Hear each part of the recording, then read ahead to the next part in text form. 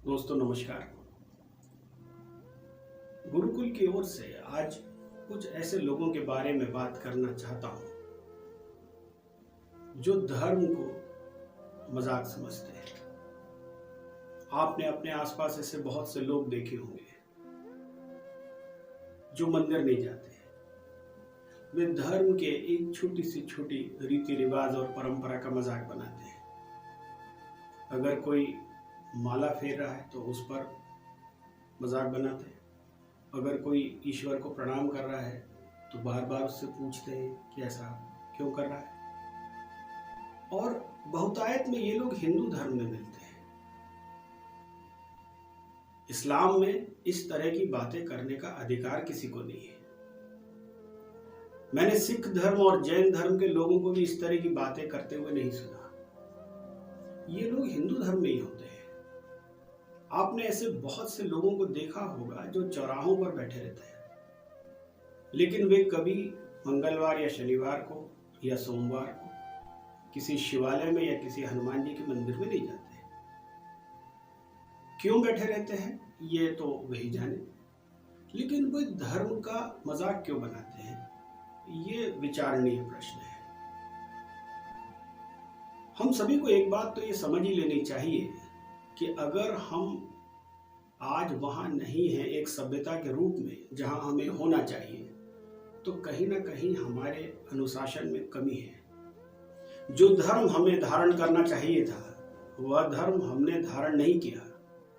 आज अगर हमारे लाखों बच्चे चौराहों पर खड़े हैं, पान की दुकानों पर खड़े हैं और निरंतर अपराध की ओर आगे बढ़ रहे हैं, तो तय मानिए कि हमारी शिक्षा में, चाहे वह औपचारिक शिक्षा हो और चाहे गैर औपचारिक शिक्षा हो जो हम अपने घरों में देते हैं, उसमें कुछ कमी है। कभी देखिए कि किसी बच्चे ने अपने माता पिता की हत्या कर दी, कभी देखिए कि किसी एक बच्चे ने किसी बच्ची का बलात्कार करके उसकी हत्या कर दी। सामान्य रूप से यह पतन है समाज का, नैतिकता का, और इसकी जिम्मेदारी कोई नहीं लेता। और जब इतनी बड़ी कोई घटना घटती है तो हम परेशान होते हैं, लेकिन हम ये नहीं समझते कि यह व्यक्ति यहां तक पहुंचा कैसे। समाज में अपराध का इतना स्तर बढ़ कैसे गया। ये आपके और हमारे कारण हुआ। वे लोग जो धर्म को धारण करते हैं, थोड़ा ना बहुत, वे इस बात को प्रसारित नहीं करते और दूसरों को प्रेरित भी नहीं करते। बाकी लोग अपने कमाई में लगे हैं, काम में लगे हैं, पैसा कमा रहे हैं। उन्हें इस बात की कतई चिंता नहीं है कि ये जो चौराहों पे लोग खड़े हैं ये आपका क्या नुकसान कर सकते हैं। आप अपनी बड़ी गाड़ियों से निकलकर चौराहों से अपने ऑफिस चले जाते हैं और ये लोग आपको देखते हैं, मन ही मन जलते भी होंगे शायद। और एक दिन इन्हीं में से कोई भी एक व्यक्ति उठकर अपराध करता है, आप जैसे किसी भी संपन्न व्यक्ति के खिलाफ, और इसी प्रकार अधर्म का जन्म होता है।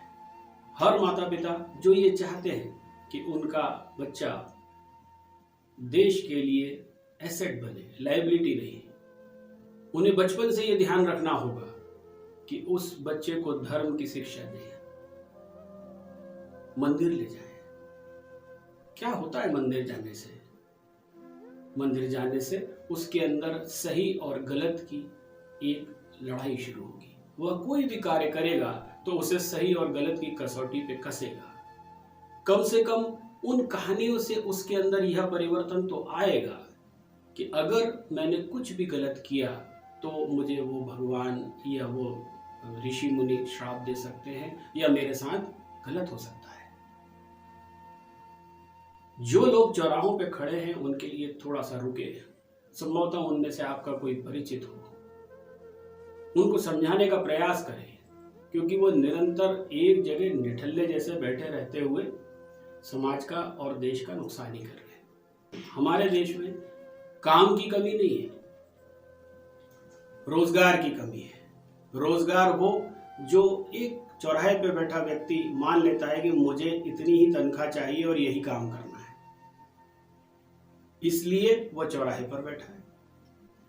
उसे प्रेरित करें कि आज जो भी काम मिल रहा है पहले वह काम तो करे, और यह करने के लिए भी उसे धर्म के मार्ग पर लाना ही होगा। अगर हम ये नहीं करेंगे तो धर्म खतरे में हमेशा बना रहेगा।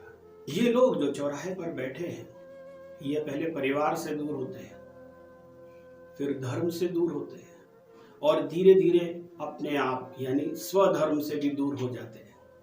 इन्हें कोई भी अपराध या गलत काम करते वक्त अंदर से, अंतरात्मा से वह आवाज नहीं आती जो दरअसल आनी चाहिए। वह अपनी की हुई हर बात को सही और जायज ठहराते हैं।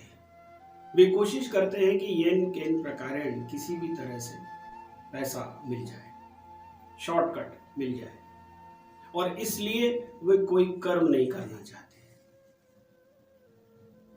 धर्म स्थापित करने का समय कभी भी नहीं जाता, किसी भी उम्र में नहीं जाता। चाहे आप कार्य कर रहे हैं, चाहे आप रिटायर्ड हैं, चाहे आप शिक्षक हैं, चाहे आप किसी के अभिभावक हैं, बड़े भाई हैं, अपनी भूमिका को समझिए। नहीं तो समाज दो भागों में बढ़ता जाएगा और धर्म का ह्रास होता जाएगा। एक वो लोग जिनके पास कुछ काम है, और वो बहुत सारे लोग जिनके पास रोजगार नहीं है, काम नहीं है।